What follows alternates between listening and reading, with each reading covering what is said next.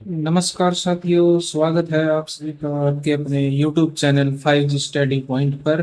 मैं हूं मोहित मलिक और आप हैं मेरे साथ एक बेहतरीन टॉपिक के बारे में डिस्कस करने के लिए, जिसका नाम है परसेंटेज, जो कि हिंदी में हम कहें प्रतिशत, जिसके बारे में क्वेश्चंस हैं वो एसएससी, सीएचएसएल या फिर हम कह सकते हैं यूपीएससी में भी आ सकते हैं, सीईटी में भी आ सकते हैं, स्टेट पीसीएस एग्जाम हो वहां पर भी क्वेश्चन पूछे जा सकते हैं। हरियाणा पुलिस, दिल्ली पुलिस आदि सभी परीक्षाओं में इसके बारे में क्वेश्चन पूछे जा चुके हैं। तो साथियों, आपसे निवेदन है, आप कृपया करके इस सीरीज को लाइक जरूर करें और हो सके तो अपने दोस्तों के साथ शेयर जरूर करें। तो चलिए अब हम अपने नेक्स्ट क्वेश्चन की तरफ चलते हैं। क्वेश्चन नंबर 11 में हमसे कहा गया है कि एक संख्या को 30% से बढ़ाया जाता है, फिर 25% कम कर दिया जाता है तथा इसके बाद उसे फिर से 25% बढ़ा दिया जाता है। तो संख्या में शुद्ध प्रतिशत वृद्धि या दर, या फिर हम कह सकते हैं कमी, प्रतिशत में कितनी है, ये हमें पता करना है कि कितनी है। तो चलिए हम लिखते हैं सबसे पहले इनिशियल। इनिशियल मतलब प्रारंभ में और बाद में लिखते हैं हम न्यू वैल्यू। तो सबसे पहले कहा गया है कि 30% हम इंक्रीज कर देते हैं, 30% बढ़ा देते हैं।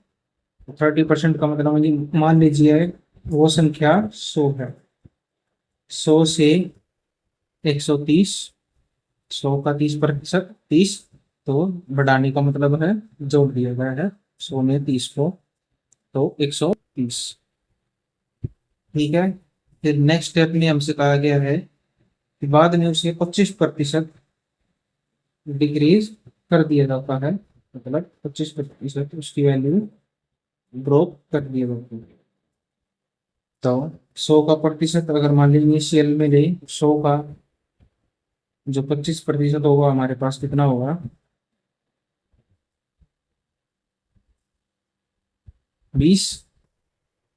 20 से कितनी हो गई,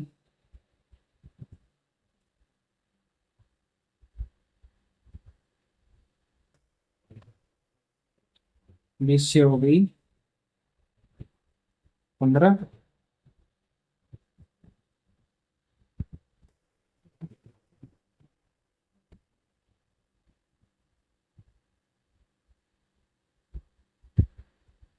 ठीक है, 25% डिक्रीज कर दी गई।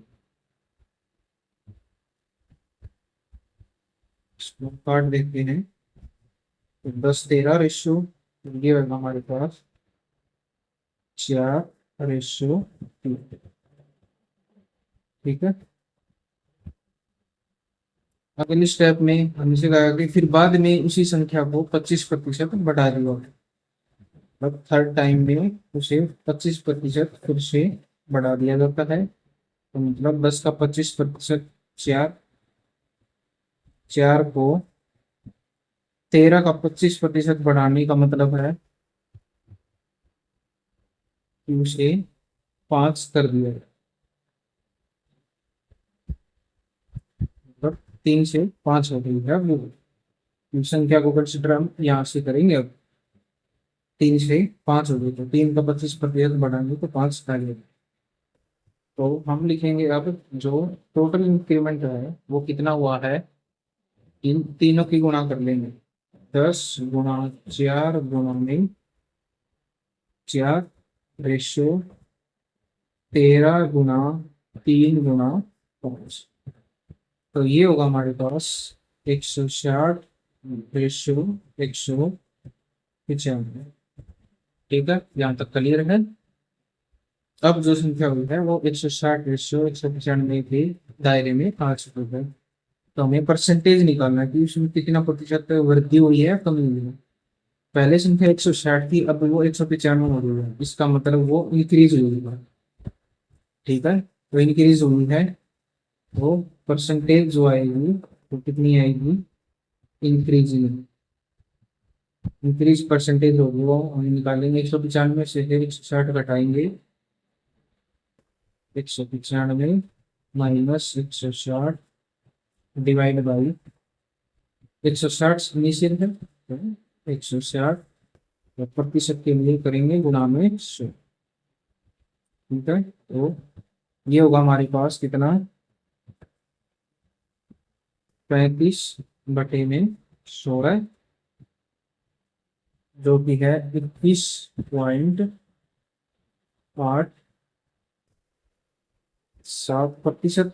और इसे हम नियरली कह सकते हैं कि वो है 22% इंक्रीज हुआ है वो नंबर। तो ये हमारा करेक्ट आंसर होगा 22% इंक्रीज। तो ऑप्शन नंबर बी में ये बात सच है, 22% वो संख्या बढ़ जाएगी। तो चलिए अब हम अपने नेक्स्ट क्वेश्चन की तरफ चलते हैं। नेक्स्ट क्वेश्चन, क्वेश्चन नंबर 12 में हमसे कहा गया हमारे पास दो छात्र हैं ए एंड बी, वो किसी परीक्षा में शामिल हुए हैं। ए को बी से 8 अंक अधिक मिले हैं, और जो ए है उसको जो अंक मिले हैं वो उनके दोनों के जोड़ का 55%। तो मान लीजिए ए को अंक मिले हैं ए में, और दोनों का जोड़ लेते हैं ए प्लस बी में, तो इसका अनुपात लीजिए। तो लेट करते हैं दोनों के जो अंक मिले हैं वो 100 है। तो इस हिसाब से ए को कितने अंक मिले होंगे, बोलेंगे 55। ठीक है, 100 का 55 मतलब 55 ही आएगा। तो इससे हम काटेंगे इसको, 5 से काटेंगे, 5 एकम 5, 5 एकम 5, 5 में 10, तो ये होगा हमारे पास 11/20। तो यदि हमारे पास ए प्लस बी जो है वो 20 है, तो ए है वो 11 है, वो भी यूनिट्स में। तो बी आएगा वो हमारे पास कितनी आएगी, ए की वैल्यू यहाँ पर पुट करेंगे तो 20 में से 11 घटा दीजिए, तो मान लीजिए वो आएगा 9 यूनिट्स। ठीक है, बी अगर 9 यूनिट्स आया है तो पहले स्टेटमेंट में बताया था ए को बी से 8 अंक अधिक मिले हैं। तो ए के कितने अंक होंगे अकॉर्डिंग टू क्वेश्चन, अगर हम चलें तो 11 में से अगर हम बी के नंबर घटा देते हैं तो ये होंगे हमारे पास कितने, 8 नंबर मिलते हैं। तो हमारे पास कितने अंक होंगे, ये यहाँ पर आएगा 2 यूनिट्स। 2 यूनिट्स की वैल्यू है हमारे पास 8, तो 1 यूनिट की वैल्यू हमारे पास कितनी होगी, 8/2 मतलब 0। 4 नंबर 1 यूनिट का मतलब है। तो हमें पता करना है कि ए और बी के प्राप्त अंक ज्ञात करने हैं हमें। तो ए के नंबर निकाल लेते हैं, ए का कितना है, ए 11 यूनिट्स करता है, तो 11 गुना में 4 स्कोर। ए का स्कोर होगा हमारे पास कितना, 44/44। वहीं पर बी का जो स्कोर होगा वो होगा हमारे पास कितना,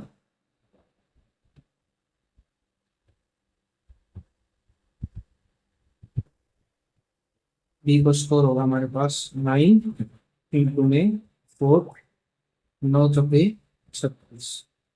तो जो हमारा ऑप्शन होगा वो होगा 44 और 36, ए और बी का स्कोर। ऑप्शन नंबर ए हमारा करेक्ट आंसर हो जाएगा। दोनों का स्कोर है रिस्पेक्टिवली 44 और 36। तो चलिए अब हम अपने नेक्स्ट क्वेश्चन की तरफ चलते हैं। नेक्स्ट क्वेश्चन, क्वेश्चन नंबर 13 में हमसे कहा गया कि ए और बी के वेतन का योग है 43,000 रुपये। ए अपनी 95% आय और बी अपनी 80% आय खर्च कर देते हैं।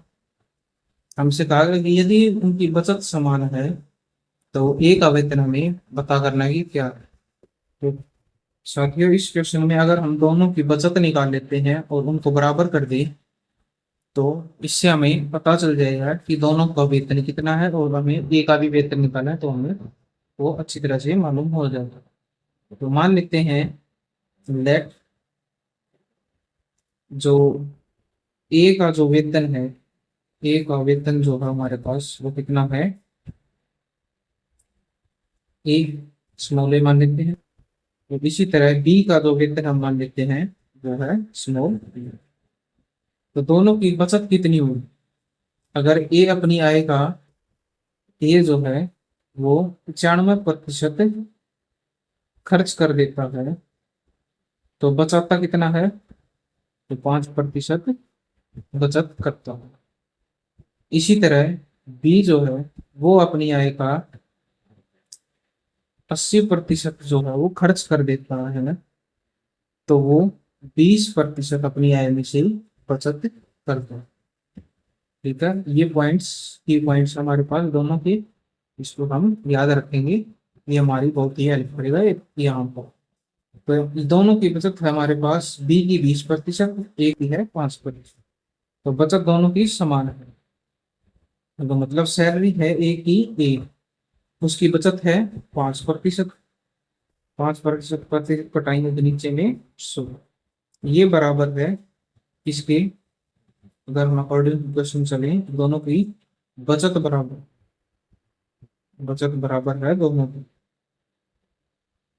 तो बी की बचत कितनी है? 20%। तो मतलब 20/100। एक जीरो से एक जीरो कट गई, तो यहाँ पर एक जीरो से एक जीरो कट गई। 5 एकम 5, 5 दूनी 10, 2 दूनी 4। ए इज इक्वल टू 4B। तो ए बाई बी होगा हमारे पास, वो कितना होगा? 4/1। तो ए का जो हमें बचत मिली है वो है 4। तो दोनों का वेतन अगर हम जोड़ लेते हैं तो दोनों की बचत कितनी होगी हमारे पास? क्वेश्चन के हिसाब से जो बचत आई है वो आई है हमारे पास कितनी, जो बचत का आया है अनुपात हमें 4 और 1 का है, 4+1, तो भी यूनिट्स में। इसकी वैल्यू हमें दे रही थी कि इन दोनों के वेतन का योग है वो कितना है? 43,000। तो मतलब 5 यूनिट्स की जो वैल्यू है वो हमारे पास 43,000 रुपये। तो एक यूनिट की वैल्यू कितनी होगी हमारे पास? एक यूनिट की जो वैल्यू आएगी हमारे पास 43,000 डिवाइड बाई 5, 5×8 = 40, 5×30, 0 0, 8,600। तो हमें पता क्या करना है कि एक ही सैलरी कितनी है, एक का वेतन हमें फाइंड आउट करना है। तो एक का वेतन कितना होगा हमारे पास? अब एक का वेतन होगा हमारे पास 4 × 8,600। इस रिलेशन से हमें दोनों की सैलरी पता चल जाएंगी, अलग अलग डिफरेंट। तो गुणा कर दिए, 0 0, 4 × 6 = 24, 4×8 = 32, और 2 34, 34,400 रुपये जो है वो एक ही सैलरी है। तो ये किस ऑप्शन में है? तो ऑप्शन नंबर डी में ये बात मेंशन है, 34,400 रुपये। तो डी हमारा करेक्ट आंसर हो जाएगा।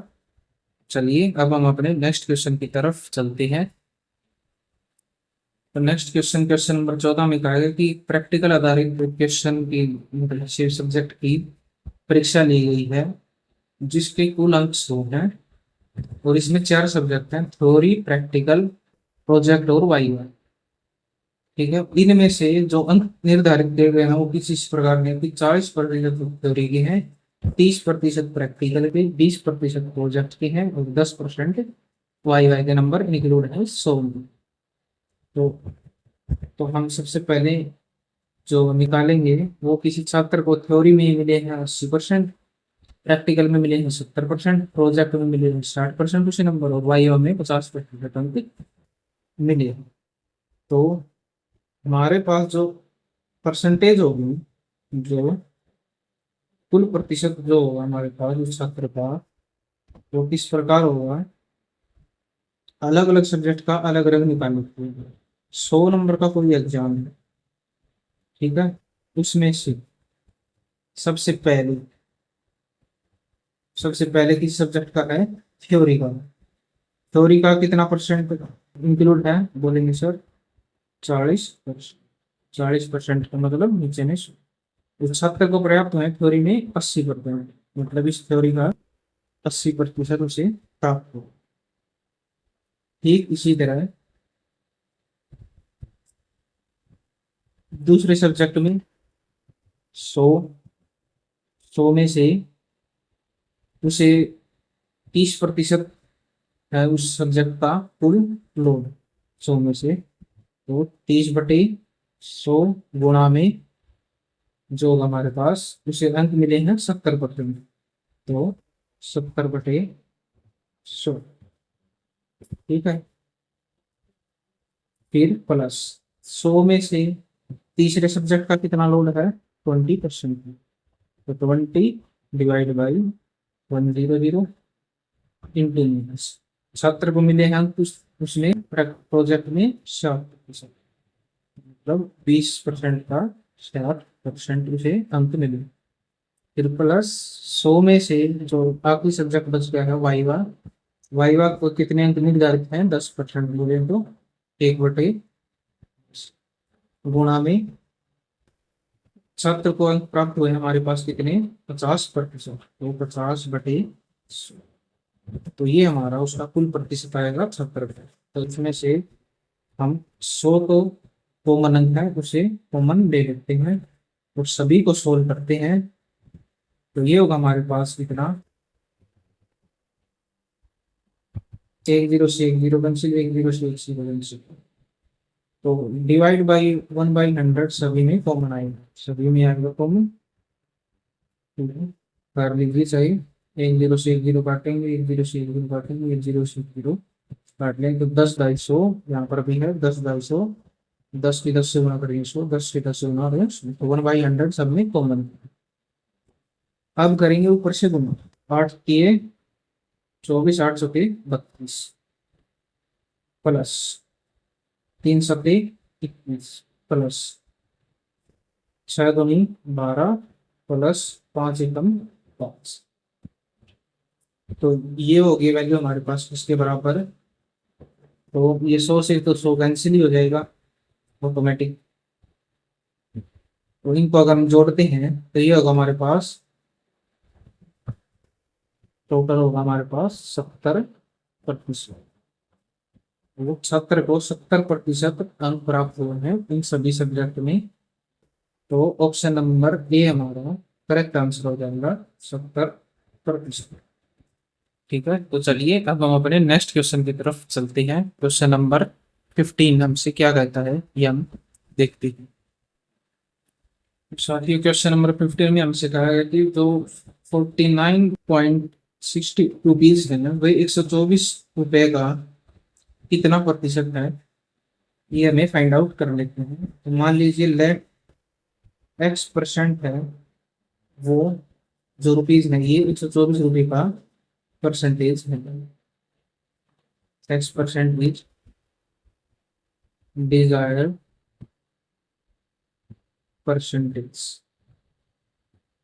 तो हमसे कहा गया कि 124 का जो है वो x% का मतलब 1/100, वो किसके बराबर है, तो 49.60, पॉइंट का मतलब नीचे 100 से 100 कैंसिल, ठीक है। तो x की जो वैल्यू आई है, मतलब हमारे पास जो आएगी वो जो वैल्यू वो आएगी 4960 डिवाइड बाई 122, तो ये होगा हमारे पास 1248, 2495, तो ये पूरा ही कैंसिल हो जाएगा 40, तो हमारे पास जो रिक्वायर्ड परसेंटेज आई है वो आई है 40%, तो ये किस ऑप्शन में है, ऑप्शन नंबर सी, सी हमारा करेक्ट आंसर है 40%। तो चलिए अब हम अपने नेक्स्ट क्वेश्चन की तरफ चलते हैं। क्वेश्चन नंबर 16, क्वेश्चन नंबर 16 में हमसे कहा गया कि ए की आय 20 से 24% अधिक है, तो हमसे पूछा गया बी की आई ए की आई से कितना प्रतिशत कम है, ये हमें फाइंड आउट करना है। तो सबसे पहले बताया गया कि 24% अधिक है ए की आई किससे, बी से। तो 24% का मतलब हमारे पास कितना है, 24/100। तो हम काटेंगे इसको, 4 से 24 और 4 से 25। तो इसका मतलब है अगर बी है जो 25 है, तो ए कितना होगा, 25 में ये 6 जोड़। तो ए रेशियो बी होगा हमारे पास कितना, बी अगर 25 है तो ए जो होगा 25 और 6 31। ठीक है। तो हमसे पूछा है बी की आई ए की आई से कितना प्रतिशत कम है। तो सबसे पहले बी की आई कितनी कम है ये हम फाइंड आउट करते हैं। बी की आई कम है 31 में से 25 घटा देंगे, तो हमारे पास जो रिक्वायर्ड परसेंटेज होगी तो वो होगी कितनी, 31 - 25 डिवाइड बाई किससे कम है, ए से। ए की है 31, तो प्रतिशत का मतलब 99। ठीक है। तो ये होगा हमारे पास कितना, 600/31%। ऑप्शन नंबर डी हमारा करेक्ट आंसर हो जाएगा, बी फॉर देवसेना। चलिए अब हम अपने नेक्स्ट क्वेश्चन की तरफ चलते हैं। क्वेश्चन नंबर 17 हमसे कह रहा है कि एक परीक्षा में 48% छात्र हैं वो विज्ञान में उत्तीर्ण हुए हैं, जबकि 56% छात्र गणित में अनुत्तीर्ण रहे हुए हैं। और हमसे बताया गया कि 32% जो छात्र हैं वो दोनों विषयों में अनुत्तीर्ण हुए हैं, असफल हुए। तो हमसे पूछा क्या गया है कि दोनों विषयों में कितने छात्र उत्तीर्ण हुए हैं। तो सबसे पहले हम दोनों विषयों में अनुत्तीर्ण छात्र ले लेते हैं। मान लीजिए साइंस सब्जेक्ट है और यहाँ पर हम मान लेते हैं कि मैथ है सब्जेक्ट 7। 48% छात्र विज्ञान में उत्तीर्ण हुए हैं, तो अनुत्तीर्ण छात्र कितने होंगे, 52%। 100 में से 48 घटा देंगे तो 52% जो छात्र हैं वो साइंस में फेल हुए हैं। फेल मतलब अनुत्तीर्ण है। इसी तरह मैथ में कितने हैं, मैथ के तो हमें बताया गया है कि वो 56%। तो हम इसको अगर वेन डायग्राम से समझें तो मैथ और साइंस में कुल छात्र कितने अनुत्तीर्ण हुए हैं 56 में से, दोनों सब्जेक्ट में तो 32 में। तो 52 में से अगर 32 घटा दें तो बचे कितने, 20। 20 छात्र केवल साइंस में फेल हुए हैं। और उसी तरह मैथ में 56 में से 32 घटा देंगे तो बचेंगे हमारे पास 24। तो टोटल फेल स्टूडेंट हमारे पास कितने हैं, टोटल फेल स्टूडेंट हमारे पास होंगे कितने, 20 34 और 24। ये तीनों जो है ये फेल हुए हैं। तो ये हमारे पास 76% छात्र जो है वो फेल हुए हैं। तो दोनों सब्जेक्ट में कितने छात्र पास हुए हैं ये हमें फाइंड आउट करना है। तो फाइंड आउट करेंगे तो ये होगा हमारे पास 100 में से 76% को घटा देंगे, 75% सभी फेल हुए हैं। तो 100 में से कितने पास हुए हैं, मात्र 24% जो छात्र हैं वो पास आउट हुए हैं। यही हमें फाइंड आउट करना है कि कितने छात्र सफल हुए हैं गेम में। तो ऑप्शन नंबर ए हमारा करेक्ट आंसर हो जाएगा, 24%। तो साथियों अगला क्वेश्चन, क्वेश्चन नंबर 18 में हमसे क्या कि एक परीक्षा में विज्ञान में 47% छात्र सफल रहे और गणित में 51% छात्र असफल रहे। ठीक है। तो यदि दोनों विषयों में जो 42% छात्र हैं वो असफल रहे तो दोनों विषयों में कितने प्रतिशत छात्र सफल रहे ये हमें फाइंड आउट करना है। बिल्कुल एज डी सेम पीछे वाले क्वेश्चन की तरह है। तो सबसे पहले हम लिख लेते हैं दोनों सब्जेक्ट को, साइंस और यहाँ पर है मैथ।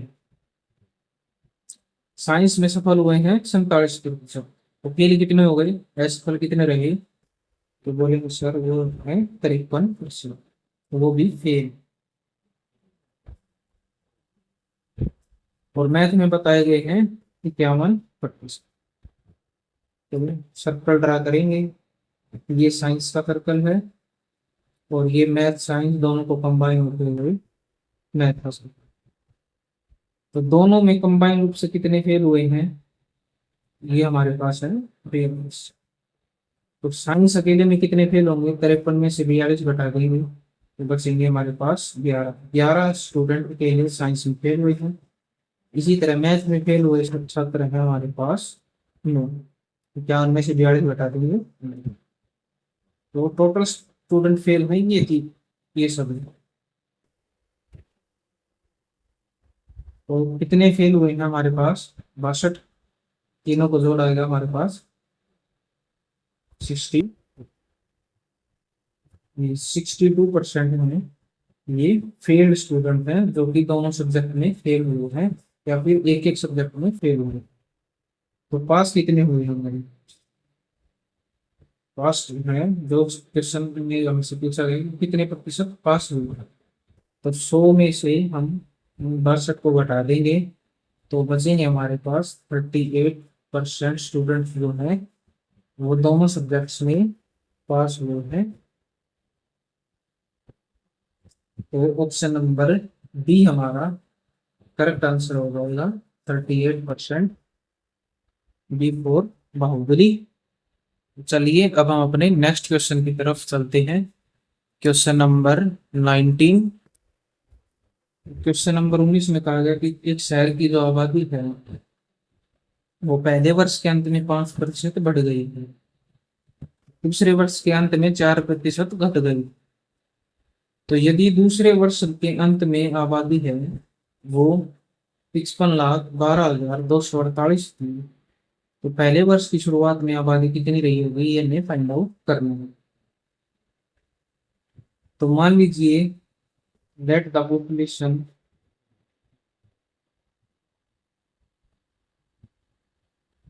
एट बिगिनिंग ऑफ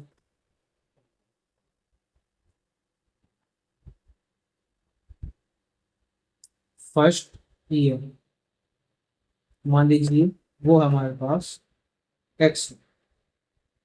तो अकॉर्डिंग टू क्वेश्चन, क्वेश्चन के अनुसार जो ये जो आबादी है ये पहले वर्ष में 5% बढ़ गई, मतलब 100 से 105 हो गई, 105 बढ़ गई है 100 से।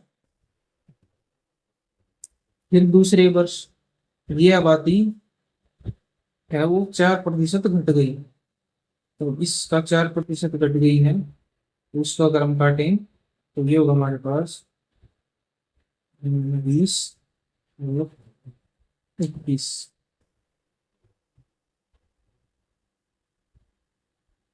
तो x इंटू में 21/20, और इससे ये 4% घट गई है, तो मतलब ये होगा हमारे पास कितना, ये हो जाएगा हमारे पास 4% घटने का होगा 24/25,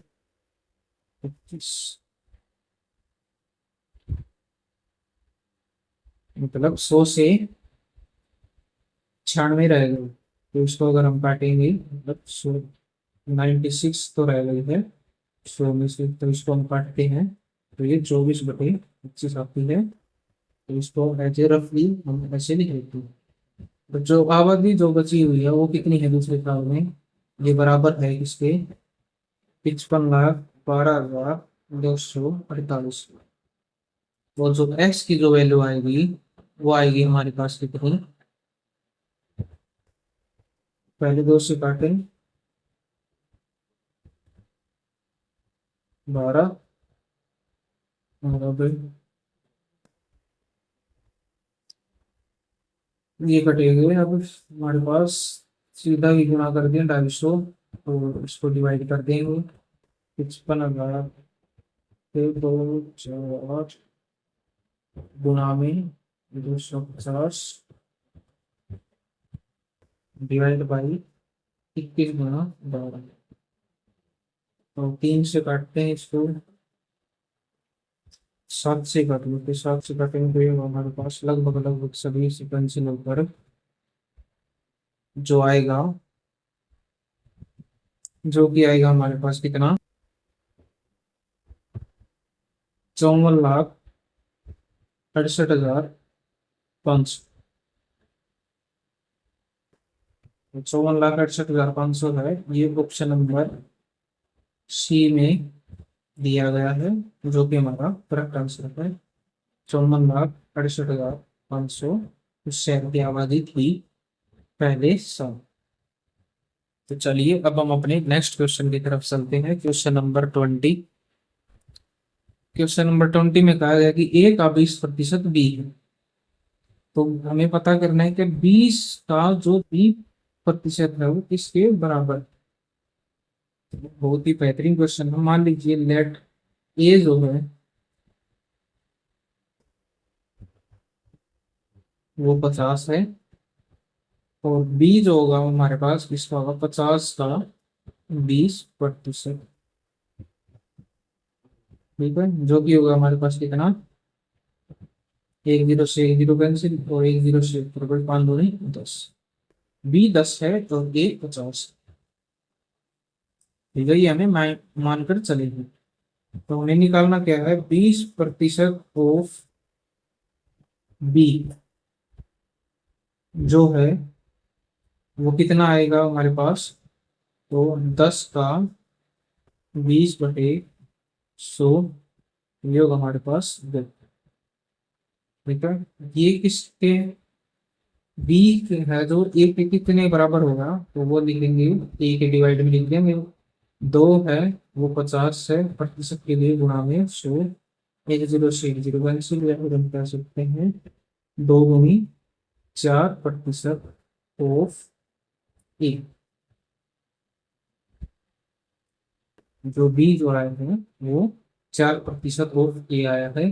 तो ऑप्शन नंबर ए हमारा करेक्ट आंसर हो जाएगा, 4% ऑफ ए। तो साथियों आज के लिए इतना ही है। कंटेंट को अगर पसंद आया है तो आप प्लीज इस वीडियो को लाइक करें, चैनल को शेयर करें, और सब्सक्राइब जरूर करें हमारे चैनल को। भविष्य में ऐसे ही बेहतरीन कंटेंट्स आपको प्रोवाइड करते रहेंगे हम। तो चलिए मिलते हैं आपसे एक और नई वीडियो के साथ, एक नई एनर्जी के साथ। जय हिंद, जय भारत।